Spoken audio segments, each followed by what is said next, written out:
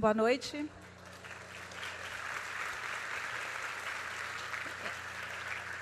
Nesta Flip, assim como em 2017, nós vamos ter momentos em que os poetas, os performers, vêm e fazem uma apresentação conforme o seu próprio projeto. Alguns fazem slam, no caso, no sábado, alguém que faz experiências de som e imagem. Hoje nós temos aqui a Bel Puan, que é uma slammer de Pernambuco, vencedora de campeonato de slam, já representou o Brasil em Paris. Os poetas slammers performers receberam temas da Hilda para poder criar alguma coisa a partir disso. A Bel ficou com o tema da perda. E, a partir daí, ela fez uma performance chamada Da Pertença e do Revide, que parte da ideia de uma Hilda Ilst que enfrenta o patriarcado. Então, eu vou chamar agora a Bel Puan e deixo para vocês a experiência de assisti-la. Bel.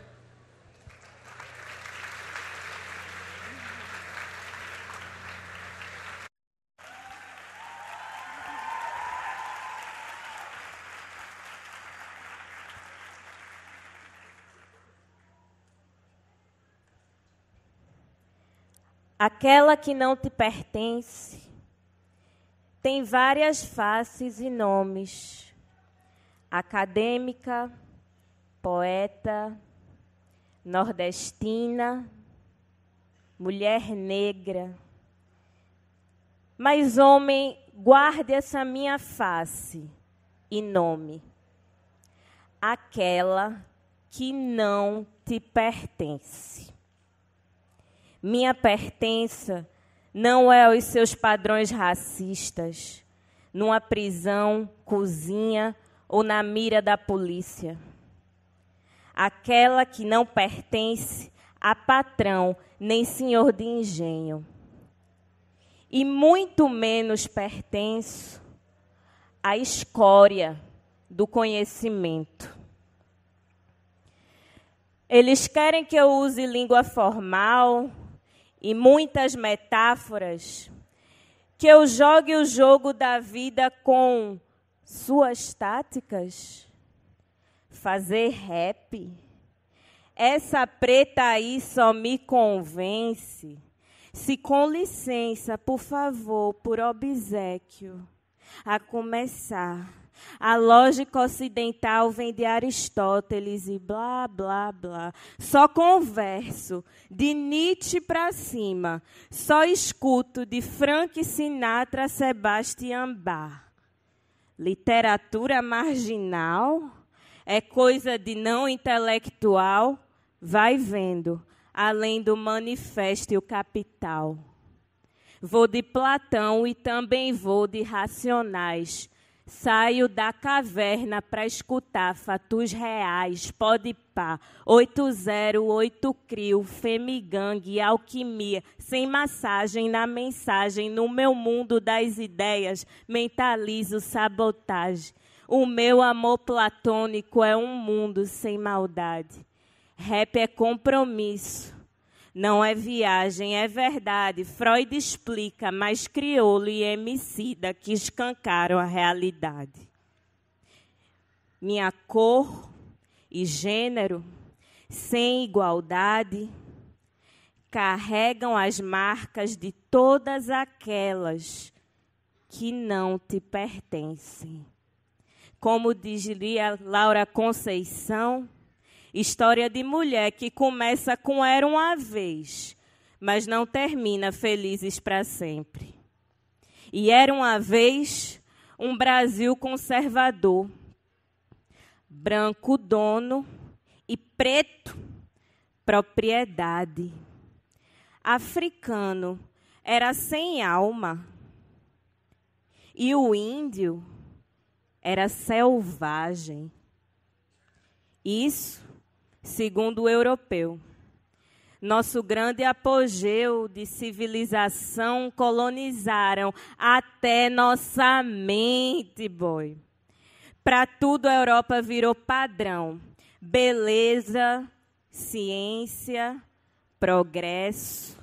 E o Brasil, há 500 anos, sem sucesso.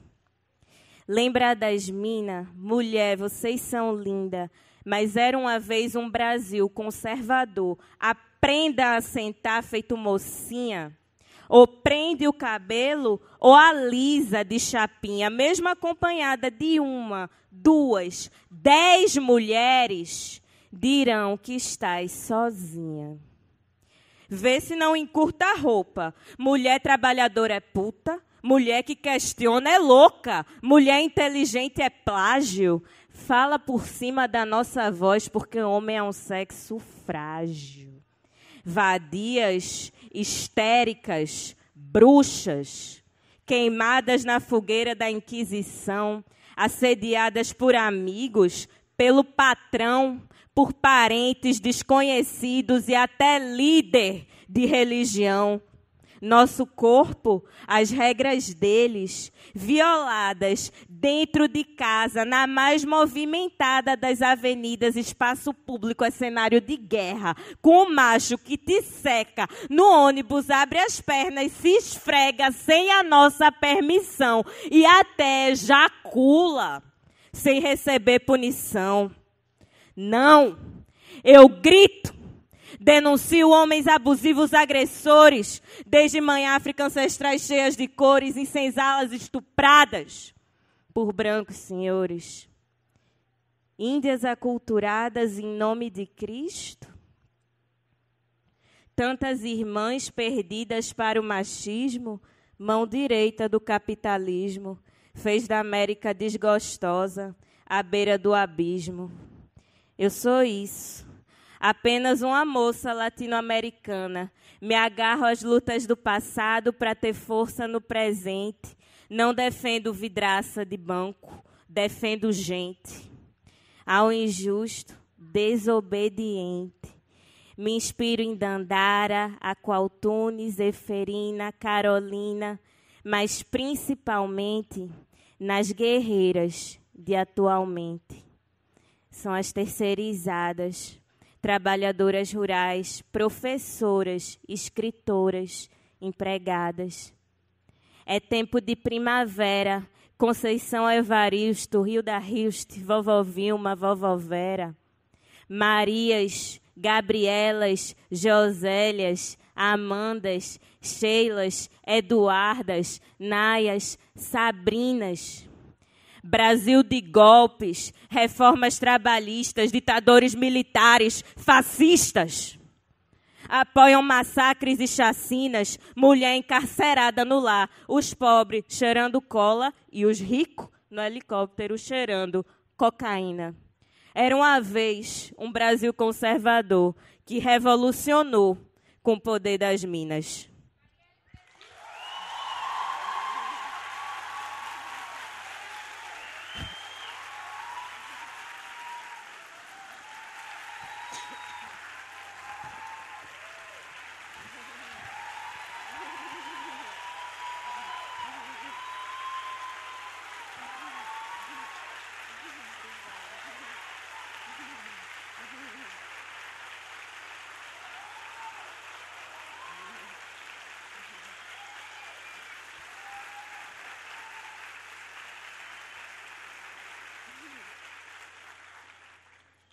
Valeu, gente. Muito obrigada. De coração. Queria ler para vocês o trecho de Rio da Hilst, que me inspirou muito para fazer esse texto, com alguns trechos que eu já tinha escrito e que eu vi que conversavam bastante com o meu lugar de mulher no mundo. Aquela que não te pertence, por mais queira. Porque ser pertencente é entregar a alma a uma cara, a de áspide, escura e clara, negra e transparente. Ai, saber-se pertencente é ter mais nada, é ter tudo também. É conter o rio, aquele que deságua nas infinitas águas de um sem fim de ninguéms.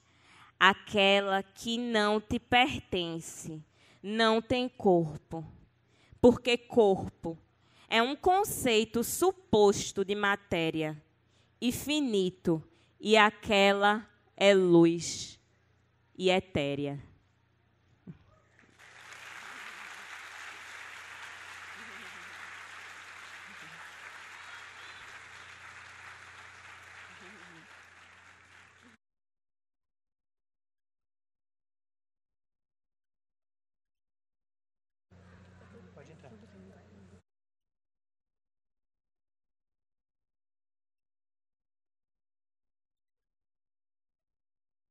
Bom, de volta para apresentar a mesa Amada Vida. Amada Vida é um verso da Hilda, é uma mesa que trata de morte, mas principalmente de vida, de literatura, de livros. Para fazer a mediação, eu vou apresentar a mediadora e ela vai apresentar as nossas grandes autoras aqui. É Alice Santana, poeta.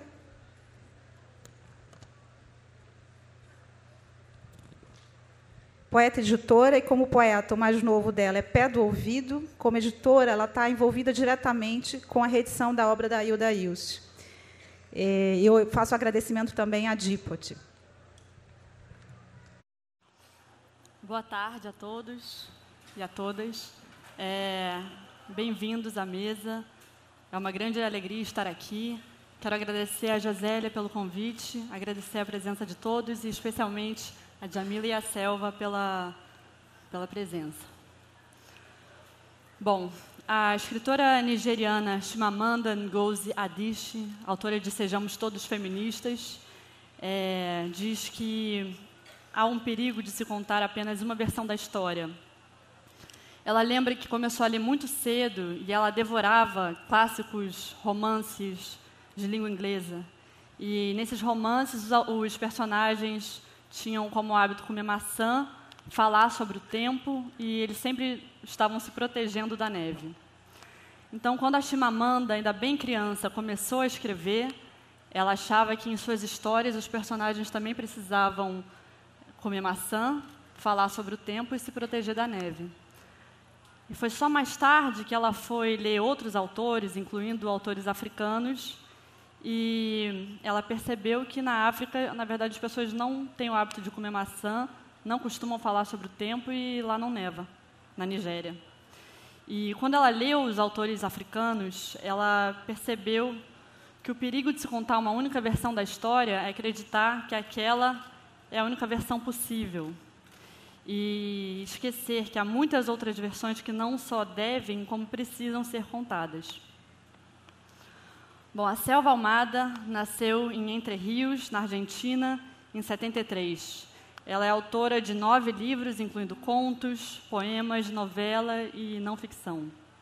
No Brasil, a Selva tem 2 livros publicados, a novela O Vento que Arrasa, que saiu pela Cosac Naif em 2015 e vai sair uma reedição pela Todavia, e Garotas Mortas, que saiu nesse ano pela Todavia. A Selva é uma das autoras principais da literatura latino-americana contemporânea. A Djamila Ribeiro nasceu em Santos, em 1980, tem graduação e mestrado em filosofia pela Unifesp, em São Paulo. Em 2016, ela foi secretária adjunta de Direitos Humanos na cidade de São Paulo, na gestão do ex-prefeito Fernando Haddad. A Djamila coordena a coleção Feminismos Plurais, da editora Letramento, pela qual lançou o seu primeiro livro, O que é o Lugar de Fala, no ano passado. Seu segundo livro saiu nesse ano pela Companhia das Letras e se chama Quem Tem Medo do Feminismo Negro. A Djamila é um dos nomes mais importantes no país no debate atual sobre questões de gênero. Bom, então, para começar essa mesa, eu queria pedir para vocês, por favor, lerem um trecho, a Selva, do Garotas Mortas, e a Djamila, do Quem Tem Medo do Feminismo Negro. Por favor.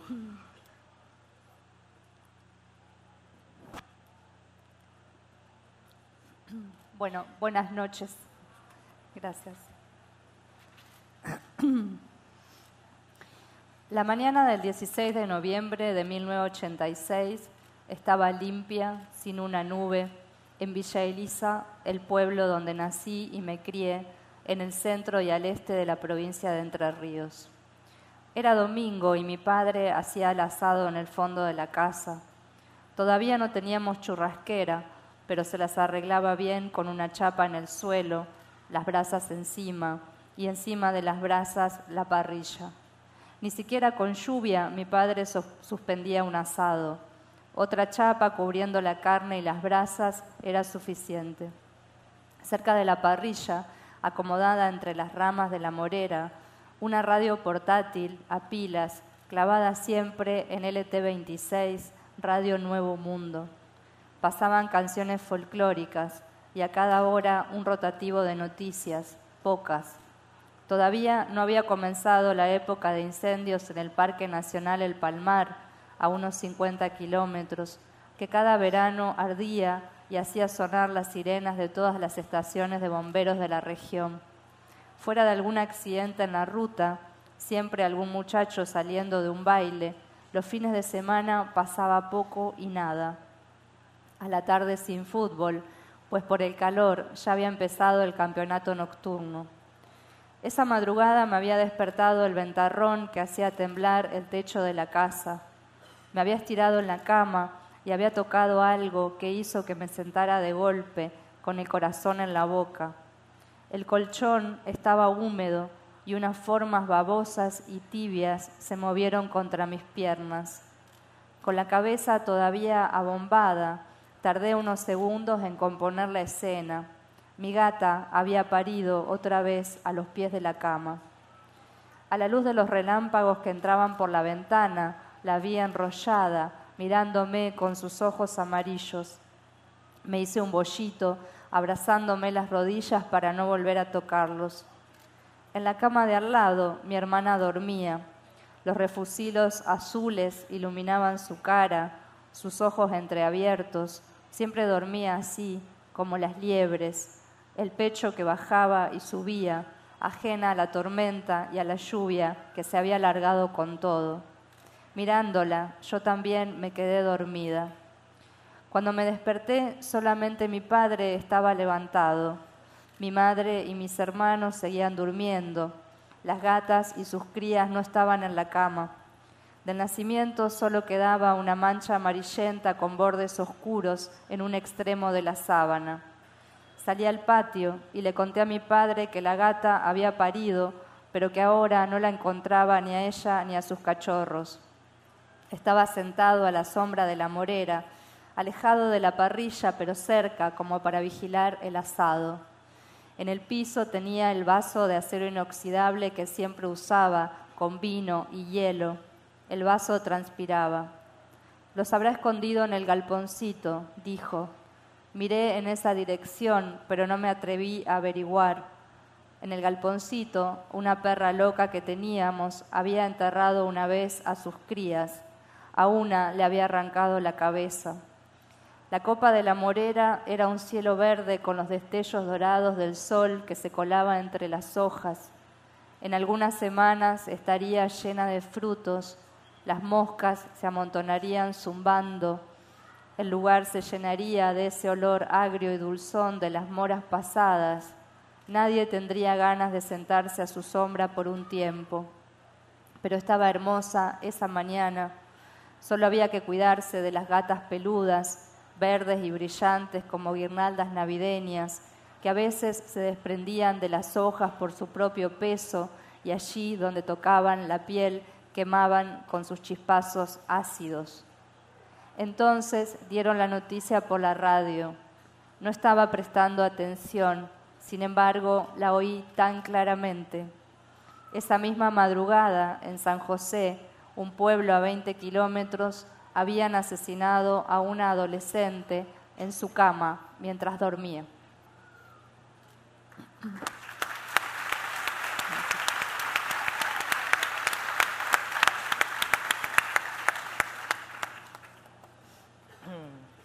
Boa noite, todos, todas. Minha avó gostava de trançar meus cabelos. Diferente da minha mãe, que não tinha muita paciência, com ela o processo podia levar gostosas horas. Cuidadosamente, ela separava meus cabelos em mechas, passava Yamasterol, cujo cheiro eu amava e me foi familiar por décadas, penteava gentilmente cada mecha e só depois trançava. Desconfio que desfazia algumas, alegando que não tinham ficado boas, só para prolongar aqueles momentos. Por ser a neta de Santos, que não havia com tanta frequência, eu sempre dormia com ela quando ficava na sua casa. Acordava com o cheiro do café e me deparava com a mesa farta. Come, você está muito magra, minha avó dizia. E eu obedecia. Uma vez ela foi a uma excursão para a Aparecida do Norte e me levou junto. Como ela já havia comprado o pacote antes da minha ida para a sua casa, passei a viagem ora no chão do ônibus, encostada em seus pés, ora no seu colo. Não havia poltrona para mim, mas ela fizera questão de que eu fosse também. Minha avó sempre insistia para que meus tios me levassem para passear, comprassem doces, me mimassem, cortassem cana para eu mascar ou pegassem manga verde do pé, que ela preparava com sal. Com vovó, toda a dor e qualquer sentimento de inadequação ou medo passavam. Parecia que lá, com ela, minha vida ganhava sentido.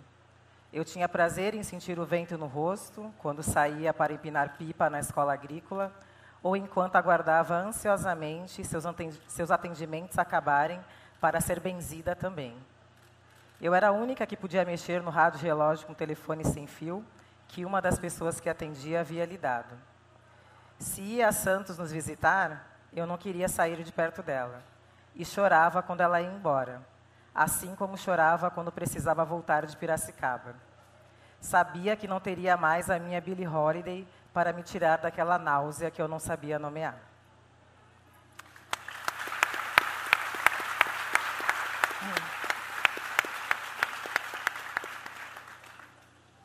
Obrigada. Bom, Selva, em Garotas Mortas, você faz uma espécie de investigação jornalística misturada com um estilo muito literário para contar a história de 3 mulheres que foram assassinadas na década de 80 em cidades próximas à cidade onde você nasceu, Entre Rios. E são histórias que até hoje não foram resolvidas. Os assassinos não foram indiciados e, enfim, são histórias que até hoje permanecem em aberto. Eu queria te perguntar por que você resolveu contar a história da Andrea Dani, da Maria Luísa Quevedo e da Sarita Mundim. Bueno, yo conocía la historia de Andrea porque había pasado en un pueblo vecino al mío cuando yo era chica, yo tenía 13 años, y el asesinato de Andrea, que tuvo esta manera tan particular de que ocurrió en su casa mientras ella estaba durmiendo y la mataron de una puñalada en el corazón, los padres estaban durmiendo en la habitación de al lado. Era un crimen no solamente espantoso, sino rarísimo en el sentido de que a las mujeres siempre nos advertían de que el peligro estaba fuera de nuestra casa. Nuestros padres, los adultos siempre nos decían, bueno, no hables con extraños, no subas a un auto con gente que no conoces, no pases por determinados lugares a ciertas horas. Y un poco, por supuesto, yo no me di cuenta en ese momento, pero un poco lo que nos venía a decir el femicidio de Andrea es que las mujeres no estábamos seguras en ninguna parte. O sea, no solo no estábamos seguras en la calle, sino que adentro de nuestra casa tampoco estábamos seguras. Y bueno, y eso fue para mí una entrada brutal a la adolescencia como mujer, descubrir o darme cuenta de eso. Entonces, bueno, esa historia estuvo mucho tiempo dándome vueltas y cada tanto me acordaba y volvía sobre ella de manera insistente, volvían los recuerdos de esa historia.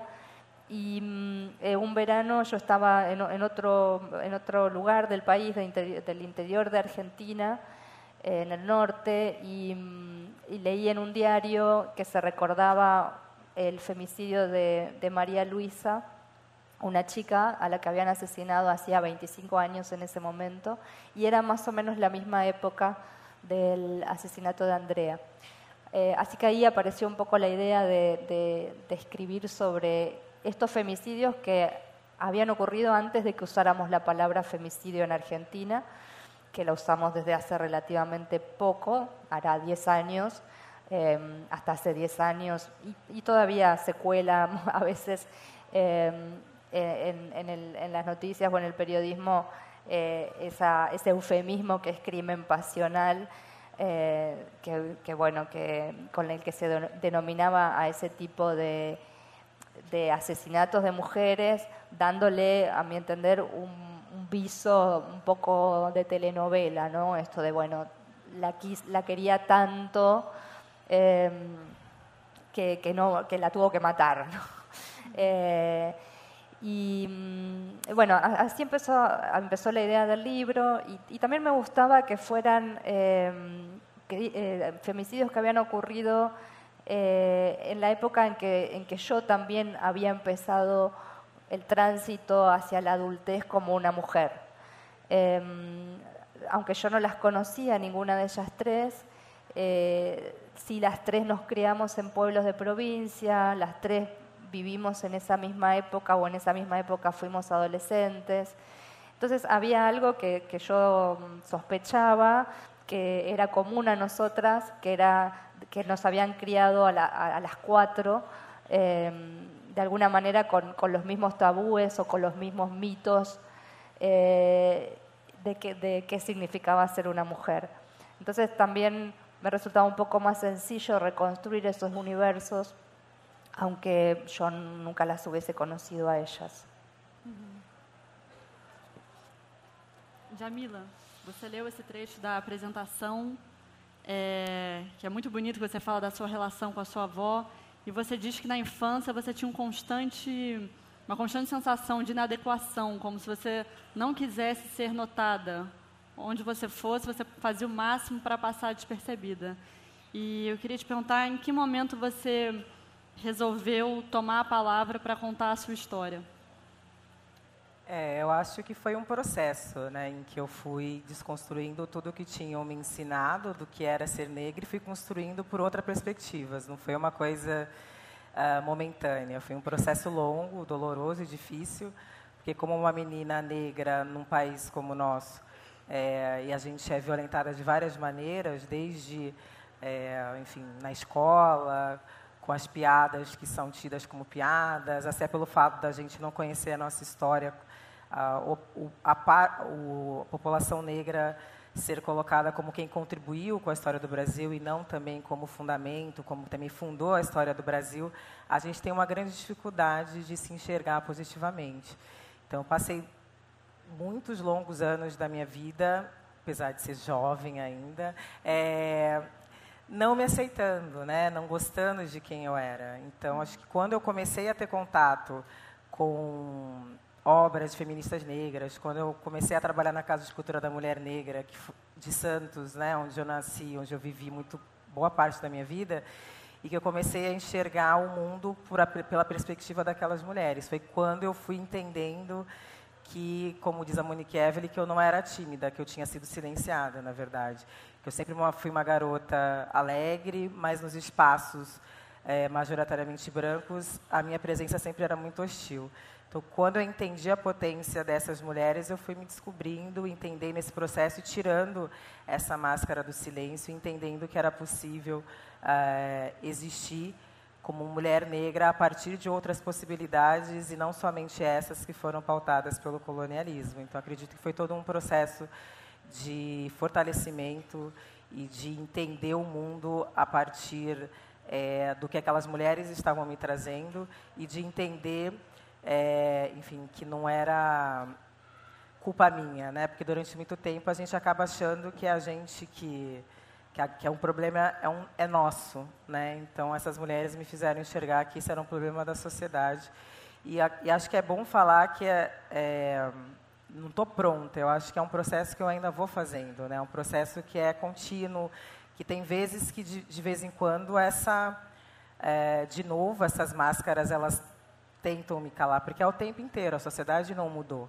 né? O que mudou foi o meu modo de lidar com a sociedade. Então, eu digo que até hoje eu também estou nesse processo de não cair no silenciamento e de enfrentar essas imposições que são colocadas. Bom, por falar em silêncio, Selva, você falou sobre a palavra feminicídio e acho que é importante voltar a esse assunto porque, embora a palavra exista na lei brasileira, você não encontra no dicionário. Uma palavra que surgiu na década de 70 com as lutas feministas e que mudou radicalmente a maneira, sobretudo da imprensa, de reportar os crimes contra as mulheres, porque até então, como você disse, falava-se em crimes passionais. E eu queria te perguntar qual a diferença de dar nome à coisa e o que significa feminicídio. Bueno, yo creo que empezar a nombrar las cosas por su nombre justo, digamos, o con la palabra que le cabe justamente, es una manera de empezar a cambiar también la cabeza y la manera de ver, en el caso de los femicidios, de ver este tipo de asesinatos en su real dimensión. Creo que desde que la prensa en Argentina empezó a usar la palabra, la gente común empezó a tomarla también. Y hoy, digo, más allá de que te interese o no te interese el tema, cuando vos escuchás que hubo un femicidio, sabés exactamente de que se está hablando, no de una muerte porque mataron a una mujer en un robo, digo, en la calle, no, sino que cuando hablamos de femicidio estamos hablando de una mujer que ha sido asesinada solamente por ser mujer. Entonces, me parece que si no hubiésemos hecho, popularizado, por decirlo de alguna manera, esa palabra, bueno, mucha gente seguiría pensando que bueno, que es una muerte más, que no sé, creo que empezar a llamar las cosas por su nombre es dejar de naturalizarlas también. Por supuesto no alcanza con eso. Ahora, por ejemplo, en Argentina hay mucho debate por el uso del lenguaje neutro. O sea, en el castellano tiene femenino y masculino, el neutro no existe. Entonces, en Argentina, desde las escuelas, sobre todo las adolescentes, empezaron a usar la palabra para, digo, bueno, cuando hay hombres, mujeres, digo, varones, mujeres, transexuales, que ya no cabe por ejemplo, todas y todos, que se empezó a usar hace unos años y que se suponía un poco más abarcador, porque bueno, hay otras personas que no se reconocen ni en el todos ni en el todas. Entonces se usa el todes. Y bueno, y hay unos debates tremendos porque la gente dice, no, están deformando el idioma, al idioma no hay que tocarlo, como si la lengua no fuese algo vivo que cambia permanentemente. Y yo creo que es importante, el empezar a usar el todes está queriendo decir algo, no es solamente una moda de las adolescentes. Está queriendo decirle a un montón de gente que no piensa sobre eso, que hay personas que no se sienten ni femeninas ni masculinas, por ejemplo. Bueno, que hay otras sexualidades, que hay otros géneros. Entonces, me parece que es sumamente importante empezar a cambiarlo en el idioma y que eso después tiene su reflejo en la vida real y concreta, que no es solamente una palabra que se dice o no se dice, o ponemos otra y funciona igual. Yo creo que con el uso de la palabra femicidio pasó eso. Hoy es muy raro que algún diario no titule, no use la palabra femicidio para nombrar uno de estos crímenes. Además tenemos una ley que se sancionó en el 2012, que es la ley de femicidio, donde las penas, donde hay una pena de perpetua para un varón que mate a una mujer. Han ido cambiando muchas cosas y creo que empezar a usar ese término fue un puntapié inicial para empezar a cambiar la manera de pensar sobre el tema también.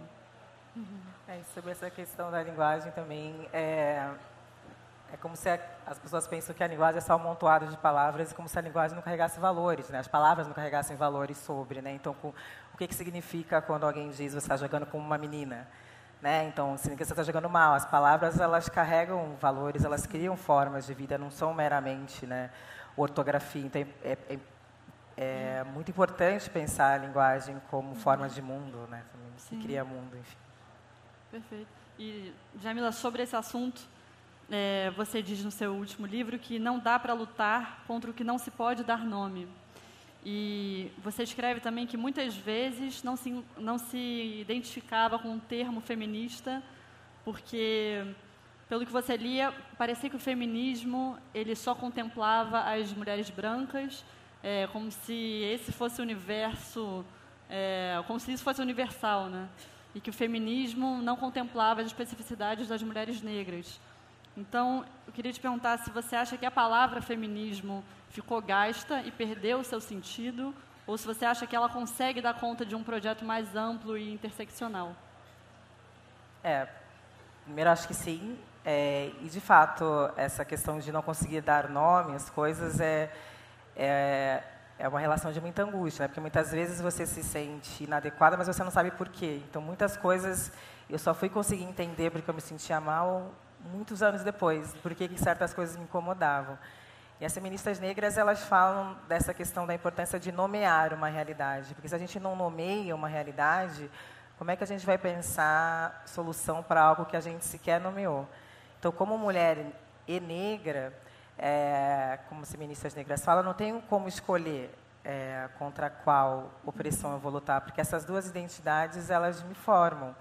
Né? E não é que eu não me identifico como feminino, tinha problema com a palavra. Eu acho que muitas mulheres negras, historicamente, tiveram problemas em se identificarem como feministas porque não se sentiam contempladas dentro daquele feminismo dito universal, mas que não atendia e não nomeava a realidade dessas mulheres. Né? Então, como a Sueli Carneiro fala, quando a gente fala de mulheres, a gente tem que perguntar de quais mulheres nós estamos falando.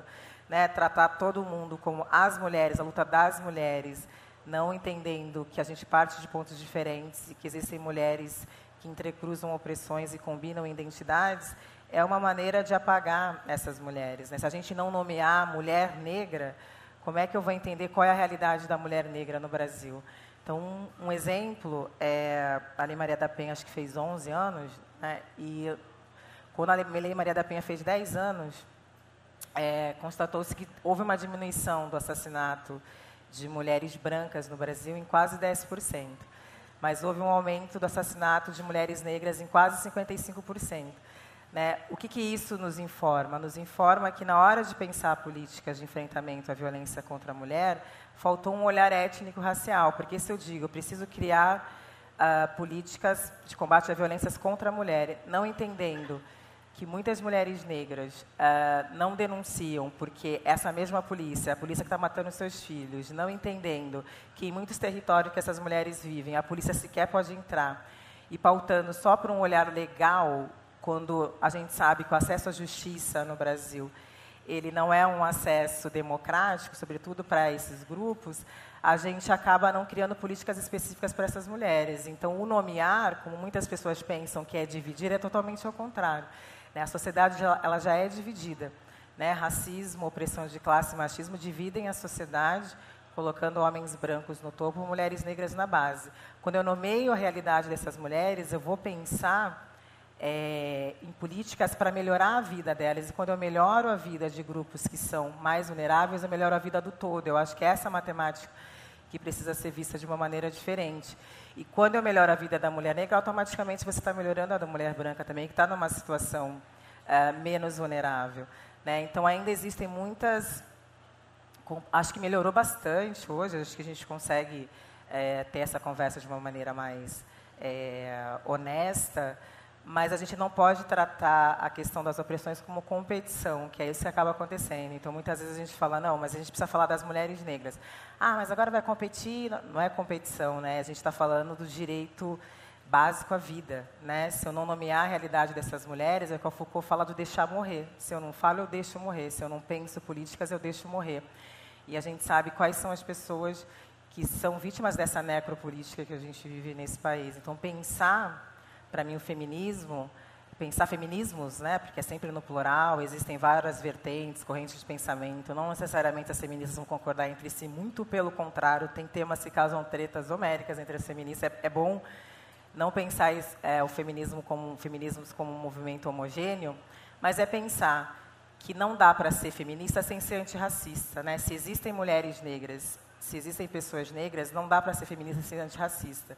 Não dá para ser feminista sem a gente lutar contra a opressão por conta de orientação sexual. E para nós, mulheres negras, quando a gente fala de feminismo negro, não é que a gente está pensando só nas opressões que nos atingem, é muito pelo contrário. O negro é, de fato, para informar que são mulheres negras pensando, mas a gente está pensando em modelos alternativos de sociedade. A gente está discutindo um projeto nacional em que não existe essa hierarquia de opressão de a gente escolher contra qual opressão lutar, como historicamente muitos grupos fizeram. Então, vou lutar só aqui pelo meu, e o outro vou lutar aqui pelo meu. O feminismo negro, a gente está pensando uma sociedade onde a gente possa criar mecanismos antirracistas, anticapitalistas, antissexistas e discutindo um projeto de sociedade, e não só discutindo as opressões que nos atingem.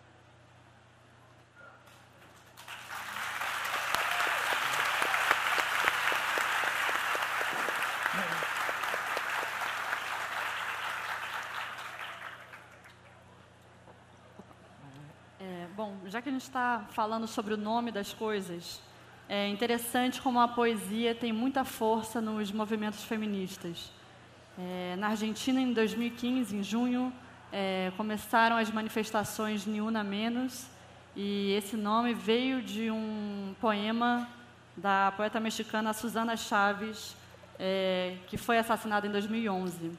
O poema dizia Ni una muerta más. Bom, Selva, o seu livro começa com uma epígrafe de um poema, e eu queria que você lesse, por favor, esse poema da Susana Tenon, pelo menos um trecho, e explicasse por que você escolheu começar o seu livro com esse trecho, por favor. Bueno, este es un poema de Susana Tenon, como acaba de decir Alice.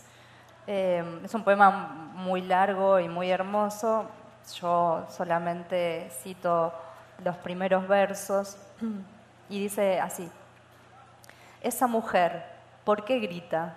Anda a saber, mira qué flores bonitas. ¿Por qué grita? Jacintos, margaritas. ¿Por qué? ¿Por qué qué? ¿Por qué grita esa mujer? Susana Tenon es una gran poeta argentina. Bueno, murió hace más, creo que 20 o más de 20 años. Y feminista. Y cuando yo estaba escribiendo el libro, ya lo estaba terminando, ocurrió uno de los tantos femicidios que ocurren en Argentina, a razón de uno por día, así que todos los días tenemos ese tipo de noticias. Y bueno, fue algo que a veces pasan estas cosas, ¿no? Como que hay casos que conmueven especialmente, y todas en las redes salimos a manifestarnos sobre el tema.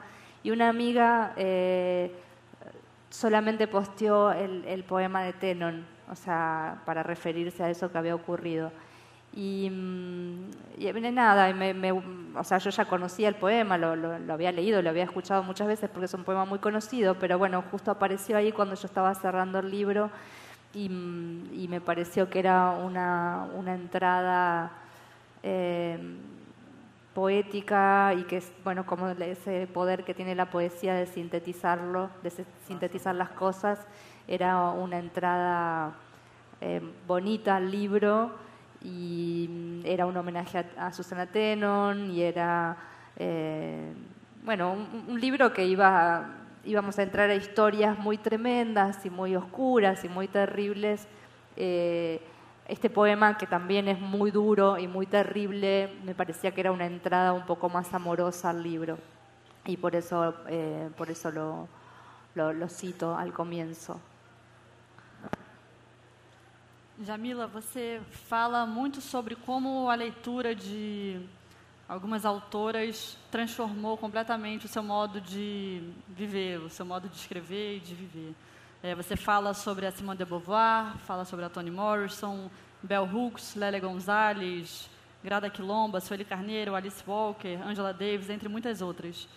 E você cita um poema da Maya Angelou no seu livro, e eu queria perguntar se você poderia ler esse poema, por favor, e também qual foi o impacto que esse poema teve para você? Vou ler, é só um trecho curto, o poema é longo, chama Ainda Assim Eu Me Levanto. Né? Acima de um passado que está enraizado na dor, eu me levanto. Eu sou um oceano negro, vasto e irrequieto. Indo e vindo contra as marés, eu me levanto. Deixando para trás noites de terror e medo, eu me levanto. Em uma madrugada que é maravilhosamente clara, eu me levanto. Trazendo os dons que meus ancestrais deram, eu sou o sonho e as esperanças dos escravizados. Eu me levanto, eu me levanto, eu me levanto. Bom, esse poema da Maya, acho que eu descobri quando eu era, assim, no final da adolescência, acho mais ou menos, começo da fase adulta.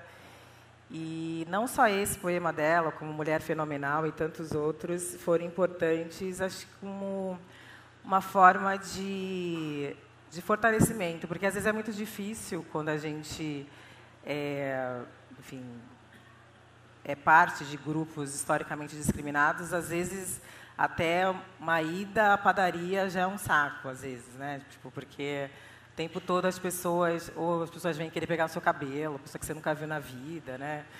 Ou as pessoas fazem comentários, as pessoas que não conhecem, eu acho engraçado, assim, porque eu não fico incomodando as pessoas que eu não conheço, eu acho engraçado, mas as pessoas ficam muito à vontade de incomodar a gente, desde, sei lá, toda vez que eu estou na fila para embarcar para algum país, né, na fila de barco internacional, sempre vem alguma pessoa me abordar, assim, isso que eu nunca vi na vida, né? Ah, o que você vai fazer lá?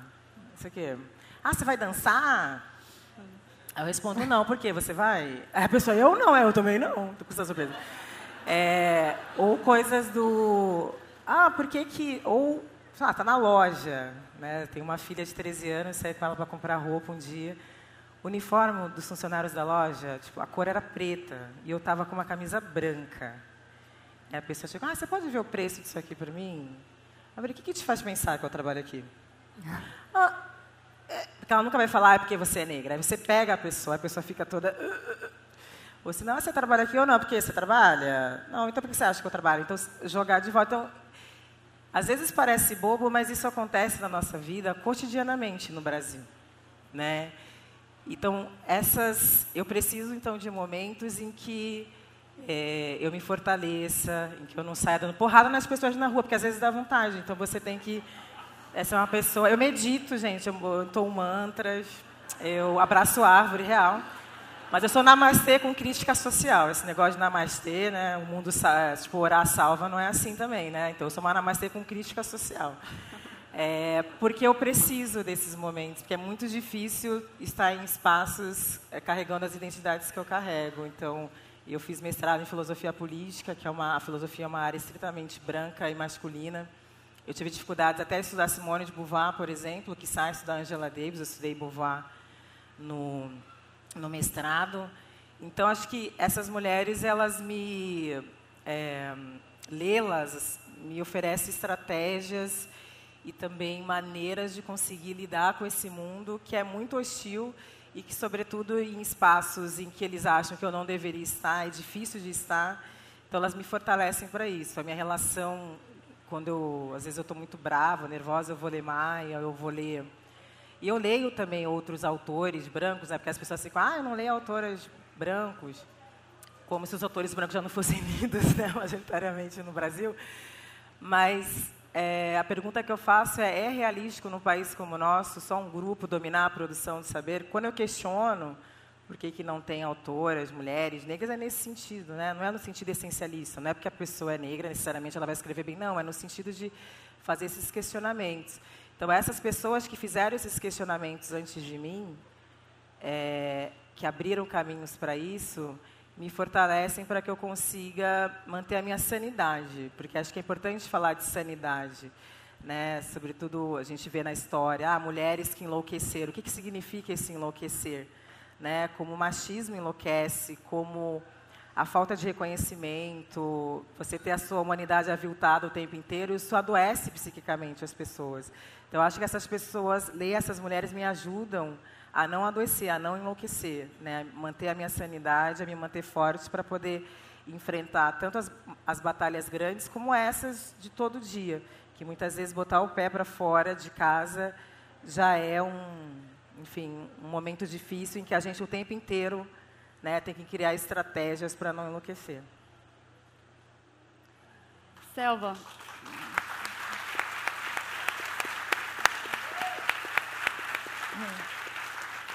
Só uma coisa importante, se vocês quiserem fazer perguntas, por favor, enfim, é só entregar para o pessoal que está nas laterais. Selva, você fala no seu livro sobre como nós naturalizamos o machismo no dia a dia desde a infância. Você fala sobre esse personagem que você comentou no início, que em português é tarado, mas em espanhol é sátiro. Sátiro, é isso? Bom, que seria uma espécie de homem do saco, ou uma espécie de personagem caricato que pode rondar as cidades, e você acha que ele pode te pegar desprevenida, mas você jamais imagina que esse tarado possa ser alguém próximo, como um vizinho, um amigo, um irmão ou o próprio pai. E você fala também como, por exemplo, você tinha muito medo quando você passou a fazer faculdade numa cidade próxima, Entre Rios, a 200 quilômetros, e durante 4, 5 anos você voltava para a sua cidade no fim de semana, e sempre com um transporte de graça, né? Sempre de carona. E você passou por situações bastante assustadoras, especialmente uma que você relata no livro. Enfim, você enumera muitos tipos de machismo, como as vizinhas comentando um caso de agressão, e aí fala que a mulher provavelmente mereceu ter sofrido aquilo, ou fala que o homem é enfim, valentão, que tem de alguma maneira razão em bater na mulher. E eu fiquei pensando se você acha que isso mudou de lá para cá, na Argentina, ou se esse machismo continua entranhado na cultura. El machismo forma parte de la cultura argentina. Hoy lo hablaba en una entrevista que por ahí la mirada que tiene el resto de los países latinoamericanos sobre Argentina es como, bueno, que Argentina es un país más abierto, tuvimos una presidenta mujer, entonces eso da la apariencia de que no existe, o daba la apariencia de que los argentinos no eran machistas, pero somos una sociedad misógina, patriarcal, igual que el resto de los países de Latinoamérica. Y todo esto que yo cuento en el libro, que son situaciones pequeñas y cotidianas que las mujeres vivimos todos los días solamente por ser mujeres. O sea, un hombre puede intentar ponerse en el lugar nuestro, pero nunca un hombre nunca va a saber lo que es sentir miedo por pasar delante de un grupo de varones. O sea, eso es algo que es intransferible. Me parece que si no sos mujer, o en todo caso, esos miedos que sí pueden experimentar o pueden haber experimentado los gays o los homosexuales, pero digo, un varón heterosexual no puede entenderlo porque se lo podrá quizá imaginar y tal vez se acerque, pero no creo. Es una sensación física que, bueno, seguramente a ustedes les habrá pasado más de una vez, intransferible.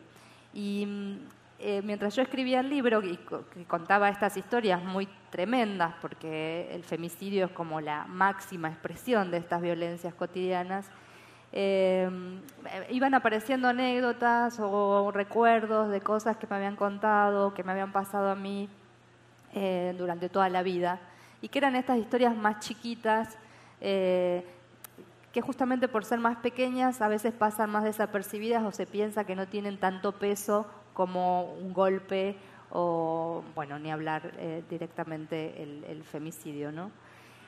Pero son esas situaciones que todas soportamos estoicamente porque se supone que son parte de ser mujer, las que también van como tejiendo la trama que después sostiene los femicidios o sostiene la violencia de género más expuesta, como los golpes o la violencia psicológica o el abuso sexual. Entonces, son pequeñas, pero no por eso menos importantes. Sostienen y arman esa trama que después termina con una mujer asesinada cada 30 horas. Y con respecto a esto que decís de la figura del sátiro, del tarado, como le dicen acá, que me daba gracia porque en castellano tarado es alguien tonto, o sea, se usa para eso la palabra, para definir a alguien tonto, que no tiene todas las luces. Pienso ahora, lo pensaba recién mientras vos hablabas, como el sátiro como una estrategia también de cubrirse la espalda, ¿no? O sea, poner el peligro afuera en una figura desconocida, improbable, como el sátiro, es también cubrirse la espalda, porque en realidad el que te dice cuidado con el sátiro es tu padre, tu vecino, tu pareja, y en realidad el sátiro es el que después termina perpetrando daño hacia vos, es un hombre del círculo íntimo. Entonces, esto de poner la figura en alguien, como si los femicidas fuesen seres de otro planeta que aterrizan en un lugar y matan a una mujer por matar, también es una manera de sacarse el problema de encima y de no asumirlo como lo que es un problema cultural muy serio y de muy urgente, y en que tenemos que pensar urgentemente cómo desmontarlo. Si hablamos de sátiros, si hablamos de locos sueltos, si hablamos de psicópatas, como lo de las películas norteamericanas, es sacarnos el problema y tirarlo afuera. Es alguien, un enfermo, que anda dando vueltas por ahí y bueno, ya se verá qué se hace con ese. Pero cuando estamos hablando de hombres heterosexuales totalmente normales, eso es meter el problema incluso dentro de nuestra propia familia, de nuestro propio entorno. Entonces yo creo que se ha recorrido en Argentina un camino enorme en estos últimos años, porque de verdad los distintos feminismos, como decía Yamila, porque no hay un feminismo, y más allá de todo lo que falta construir, porque digo, en Argentina no hay población negra, pero sí hay todavía una población bastante grande aborigen, y yo a veces siento que cuando las feministas, que en general somos blancas, de clase media y universitarias, hablamos, no les estamos hablando a esas mujeres. Entonces yo creo que ese es algo que hay que ir a subsanar muy prontamente. No sé si le estamos hablando a las mujeres pobres, no sé si le estamos hablando a las aborígenes, y yo creo que ese, bueno, es algo que tenemos que revisar hacia adentro de los distintos feminismos. Pero sí se ha logrado muchísimo en muy pocos años.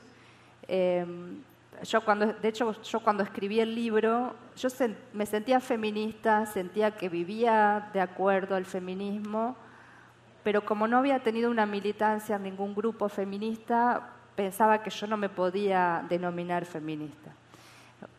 Creo que eso en los últimos 5 años, a partir del Ni Una Menos que nombraste antes, a partir del activismo muy, muy fuerte en pro de la legalización del aborto, todo eso cambió. O sea, antes decir feminista era también una cosa de que no sabías que las feministas eran todas lesbianas, eran agresivas, había toda una serie de malentendidos acerca del feminismo que todavía existen, pero porque todavía hay mujeres que dicen, no, yo no soy feminista, yo soy femenina, como distanciándose, como que el feminismo es eso, es la mujer varonil, la que quiere disputarle el poder al hombre. Por supuesto que queremos disputarle el poder a los hombres, eso es así.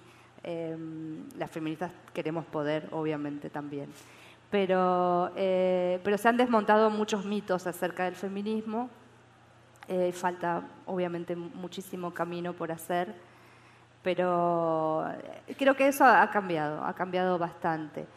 Se han dejado de naturalizar algunas situaciones, por ejemplo el piropo, no sé cómo se dice acá piropo, que es lo que le dicen a las mujeres cuando pasan por las calles, o sea, un hombre le dice algo a una mujer. Uma cantada, sí.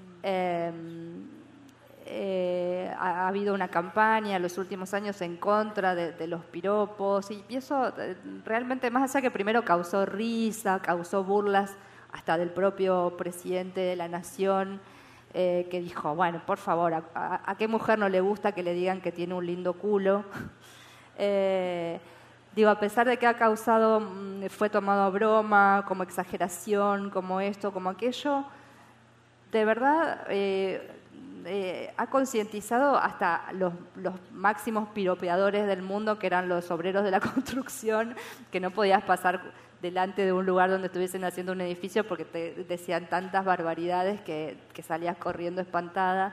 Y yo creo que hasta los obreros de la construcción han aprendido mucho, se cuidan de decirlo. Por ahí lo piensan, por ahí están a punto de decirlo, pero se callan. Y bueno, y esto si no fuese porque estamos las mujeres diciendo basta de esto, seguiría siendo algo como completamente natural. Que una mujer pase y le podés gritar cualquier cosa.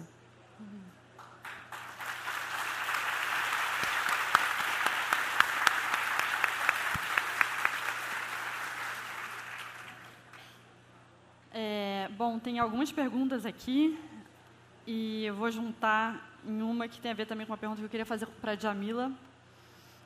Djamila, você fala que esse estereótipo da mulher submissa, frágil, insegura, dependente, na verdade, nunca incluiu a mulher negra, que esses estereótipos são especificamente para a mulher branca. A mulher negra tem outros, como guerreira, batalhadora, às vezes hipersexualizada, sobretudo no carnaval, né? E o que você falou sobre não ser um movimento homogêneo tem a ver também com quando você cita a Judith Butler, que você fala que não é um bloco só o feminismo, né? Como a gente está conversando nessa mesa. E eu queria te perguntar o que você acha que aproxima e afasta as mulheres desses muitos feminismos e se você acha que tem algum parâmetro para a gente pensar na mulher de modo geral hoje ou se o importante é justamente pensar nas especificidades. Acho que é importante a gente entender que existem várias construções desse feminino, né? A mulher negra, ela não foi aquela que ficou em casa, historicamente, no Brasil, e o homem negro saiu para trabalhar, ao contrário, né? Então, no pós-abolição, essas mulheres ex-escravizadas passam a ser trabalhadoras domésticas, tem uma relação direta no Brasil entre escravismo e trabalho doméstico. Eu sou filha de uma mulher que foi empregada doméstica até casar com meu pai. A minha avó foi empregada doméstica, a minha bisavó também foi. Então, tem todo um ciclo de opressão, né, que foi quebrado na minha geração.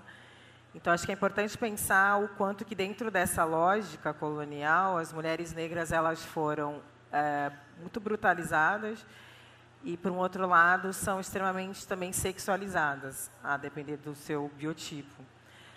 Então, é importante pensar que, dito isso, né, se existem construções diferentes de feminino, não tem como a gente pensar num tipo só de ser mulher. Acho que a gente precisa lutar contra essa tentação de universalidade que a gente tem. A gente precisa, inclusive, questionar o que a gente está entendendo como universal para, de fato, abarcar e pensar um universal que abarque todo mundo. Lutar contra a opressão de gênero necessariamente precisa ser lutar contra a opressão de raça, na nossa perspectiva, porque essas duas opressões estruturam a sociedade brasileira, né? Então, lutar contra uma opressão e reforçar a outra é alimentar a mesmíssima estrutura.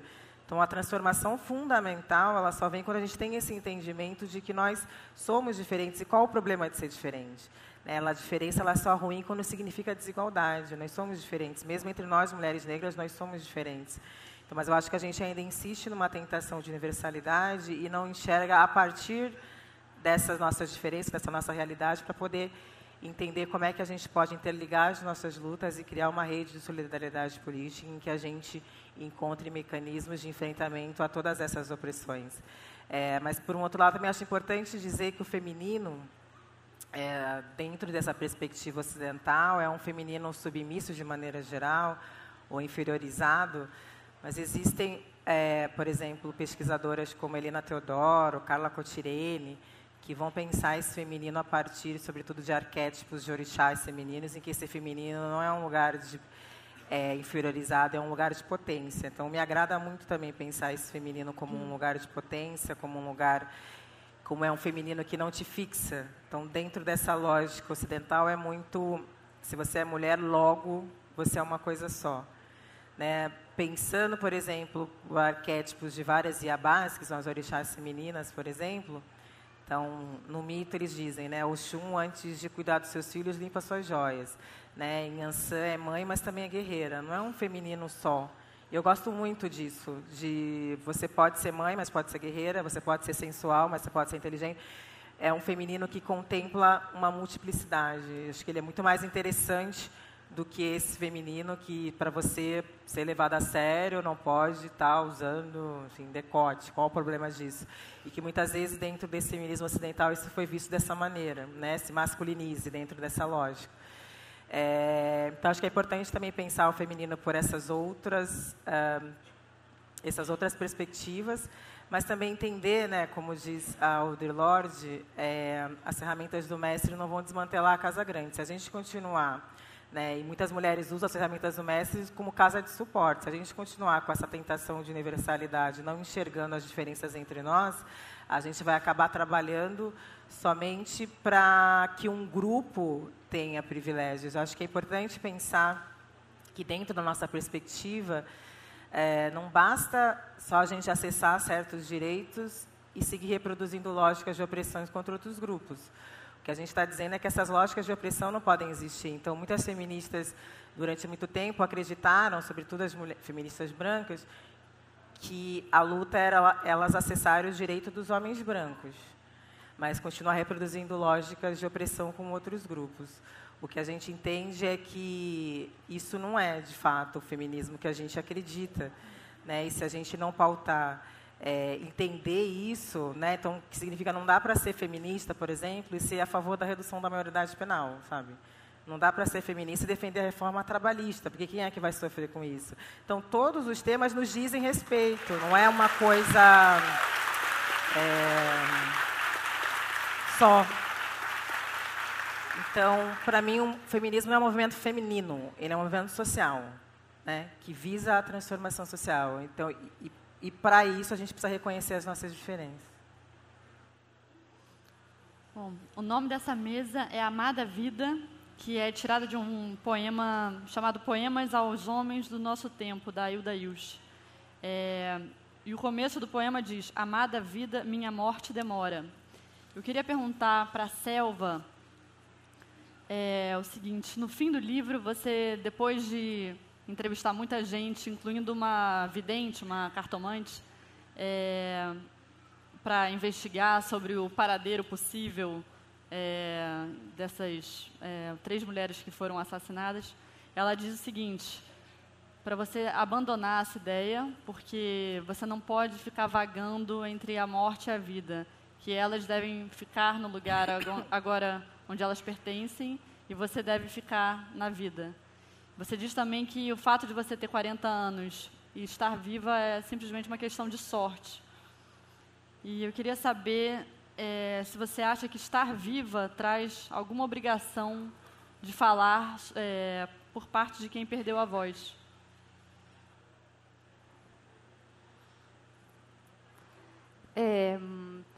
Yo creo que todas las mujeres que estamos vivas tenemos la obligación de usar la voz. En el caso del libro en particular, yo sentí que esas muchachas habían sido primero asesinadas por sus asesinos, después asesinadas por la justicia, que nunca hizo justicia por ellas, y que con el tiempo estaban siendo asesinadas nuevamente porque las personas de los pueblos donde ellas habían vivido estaban olvidando sus historias y sus nombres y lo que les había sucedido.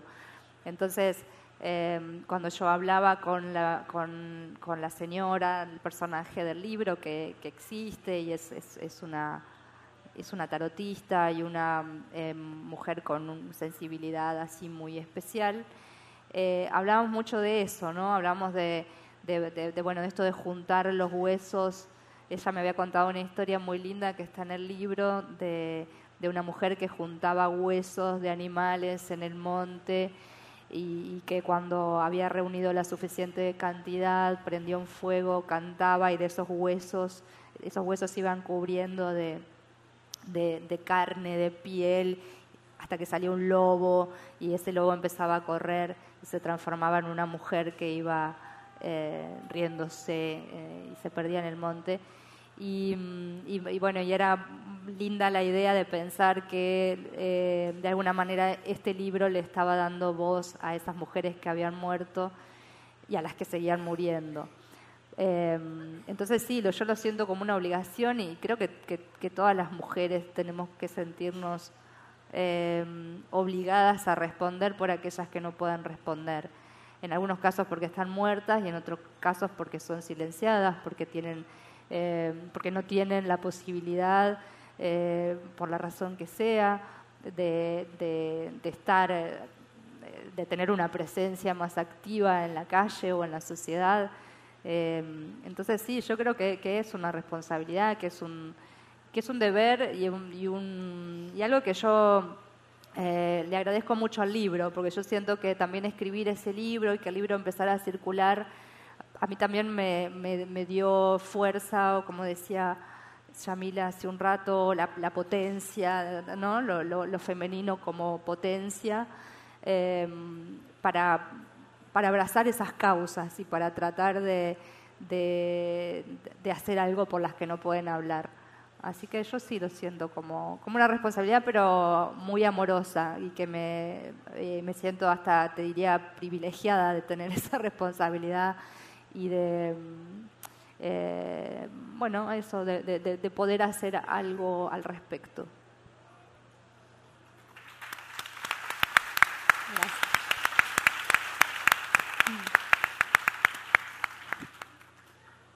Jamila, bom, já estamos há 4 meses e 12 dias sem saber quem matou a vereadora do Rio, Marielle Franco. Eu queria saber o que você acha que esse silêncio sobre a morte da Marielle quer dizer e o que representa a responsabilidade nossa de mantê-la presente. Foi um assassinato brutal, né? A perda da Marielle foi algo que chocou o Brasil e, enfim, o mundo, e que só mostra a vulnerabilidade nossa como mulheres negras, né? Mesmo Marielle sendo uma parlamentar, o quanto que isso não a protegeu de ser assassinada de uma maneira tão brutal, né? E era uma mulher que ia muito para o fronte, que era tida como agressiva, né? Que é esse estereótipo que coloca em relação às mulheres negras, porque simplesmente a gente não tolera mais negociar a nossa humanidade, então vai para o fronte. E o quanto que a gente não saber até hoje o que aconteceu, acho que mostra muito o racismo institucional na sociedade brasileira, né? Porque não é possível que a gente não saiba, até hoje, a gente não tenha respostas, né, de quem cometeu esse crime bárbaro. E a gente sente que isso foi uma resposta a todas nós, né? Nós, como mulheres negras, na época do assassinato, a gente ficou muito... a gente se sentiu com muito medo. Eu conhecia ela, então a gente tinha uma relação com ela. Fiquei muitos dias sem sair de casa, fiquei de cama. Para mim foi muito difícil lidar. Eu acho que ainda estou elaborando esse luto. Mas como a gente não tem nem tempo, né, de elaborar o luto num país como esse, a gente vai elaborando esse luto.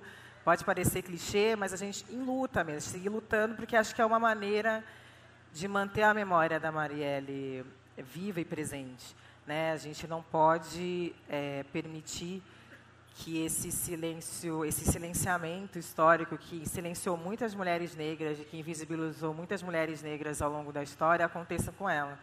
Eu acho que uma maneira é a gente continuar fazendo o que a gente faz, a gente continuar lutando enfim, pelos direitos, pela dignidade, e eu acho, inclusive, pelo alargamento do conceito de humanidade, né? Porque nós, enquanto pessoas negras, a gente sequer foi alçada à condição de humano num país como o nosso, em que a cada 23 minutos um jovem negro é assassinado, e num país como o nosso que permite que uma mulher como a Marielle seja assassinada dessa maneira brutal.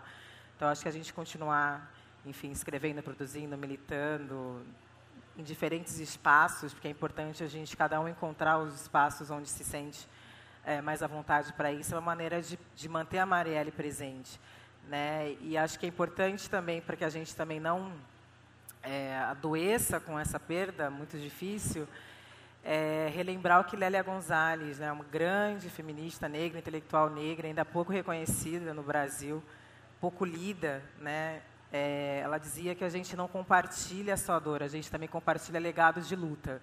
Então, acho que a gente vai compartilhar, sim, essa dor pela perda da Marielle, mas é importante também compartilhar esse legado de luta que ela deixou e que tantas outras também deixaram, para que a gente siga lutando pela essa transformação tão necessária.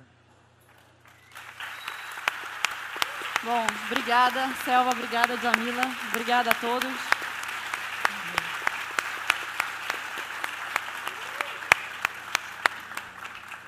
Acabou, né? Sei que tem pergunta da plateia, não tem. Oi?